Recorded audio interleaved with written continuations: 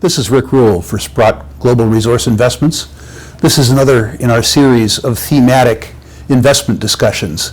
Today, the discussion involves around one of my favorite topics, agriculture. I've been an agricultural investor myself for about 30 years through various ups and downs. It's actually been very, very good for me over the last 30 years. And I have the great pleasure of having three agricultural investing experts with me so that we can have a discussion around agriculture that's less general than the discussion that I could have with you, much more specific to the opportunities particularly in U.S. agricultural investing. As I say, my own experience in agricultural investing goes back almost 30 years. Most of it here in California, where I had the extraordinary good fortune, first of all, of investing in crops that did well, and secondly, the extraordinary good fortune of having row crop turn into single-family residential, one of the best crop progressions in the world. What I learned, particularly with regards to California, is that there were facets to agricultural investing that never occurred to me. In particular, in my case, water. And one of the sub-themes today, with the experts that I have with me, will be a discussion of agriculture as water investing in another name. So I'm absolutely delighted to have the guests that I have with me today. And what I'd like to do in the beginning of the discussion is have each of my guests introduce themselves and say a little tiny bit each about how they came to agricultural investing. Thank you, Rick. I'm Perry Veith, CEO and founder of Ceres Partners. And I came into agricultural investing because I wanted to get my own personal assets into more hard assets. And so I started investing in 2005, 2006, farmland in the Midwest. And as you mentioned, why I chose the Midwest is because of the water resources, which is very important to us. I also wanted to take advantage of what I saw as the rising middle class in Asia and their demand for more food, better food, protein, and you need those row crops, grains to produce that. So. It's now here we are, 10, 12 years later, and I'm even more convinced about the asset class now than I was when I first got into it. So with that, the rest of some of my other team members are here as well. I'm Morgan Veith. I'm a senior relationship manager at Ceres, so I work with investors and as well on the marketing side. So I like the theme, the strategy, so I really enjoy selling the product.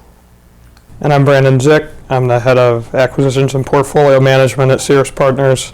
I actually grew up on a family farm and then worked in the finance industry for a number of years. After meeting Perry, I was the first employee to join Ceres, so I've been doing it with him for about 7 years. We're going to start discussing agriculture in a very broad sense before we drill down into specifics. One of the things that's attracted me to agriculture is the raw demographic of agriculture. The fact is that there's 7 billion people worldwide, and one inescapable trend in history is that people beget people. In other words, population is growing.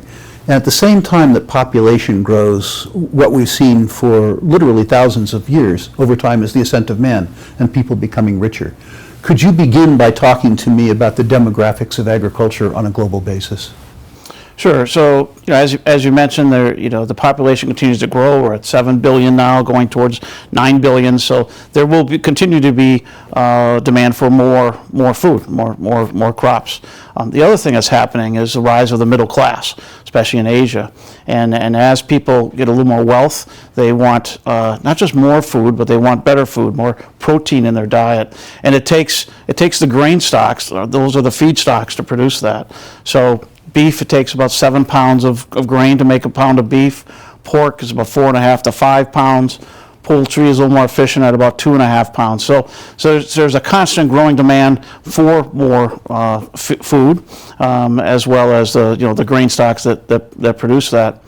As far as the population of the farmers and that demographic, a typical American farmer can farm about 1,000 acres. What you tend to see are families of farms coming together and growing. So there might be 3 brothers and a couple other people, and they together might farm 5,000 acres.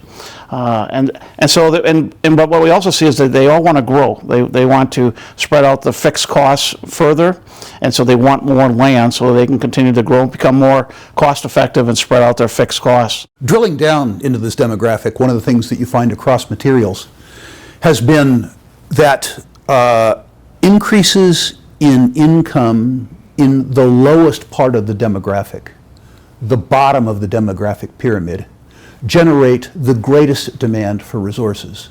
When people like us get more money, we don't buy stuff, we buy services. Maybe some little product made by Apple that doesn't consume any commodity at all, but you load it with 10,000 songs or something like that. Can you talk a bit about what happens when people at the bottom of the demographic pyramid, those people who make $1,500 a year, suddenly are making $2,500 a year, and what impact that has on agricultural demand worldwide? Yeah, so that's an important part. As people get a little more wealth, they want to provide better food for their family, and that usually includes adding more protein in the diet. And China consumes over 50% of the world's pork population.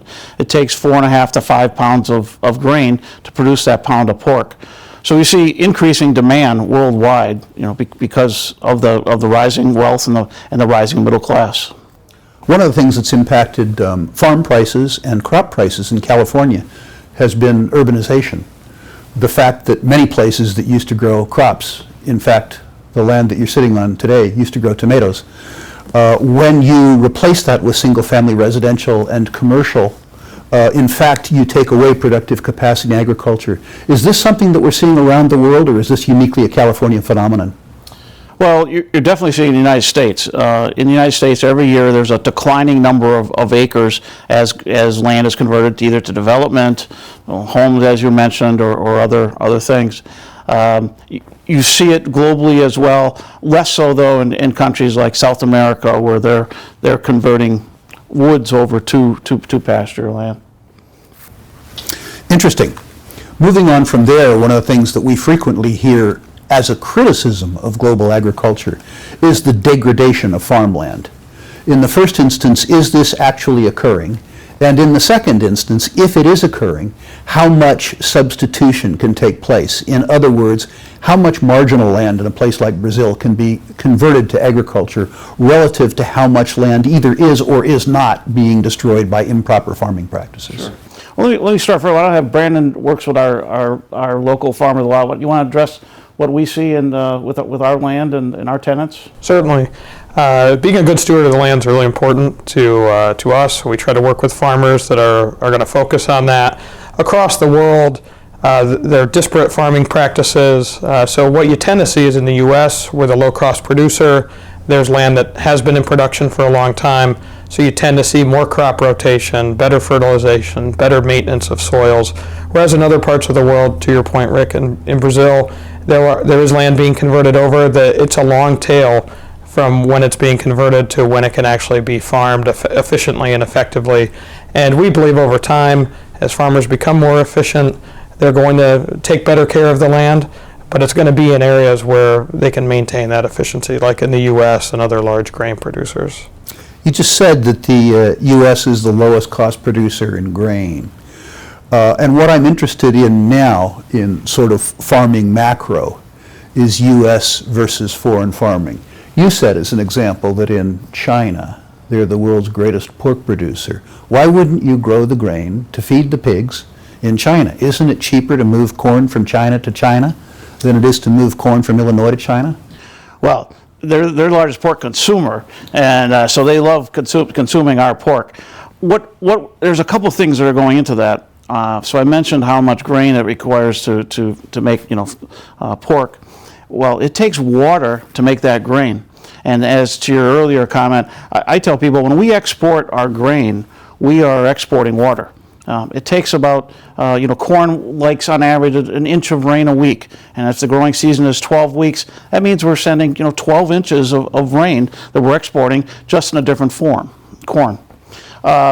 So we export corn and soybeans, other feed grains to the world.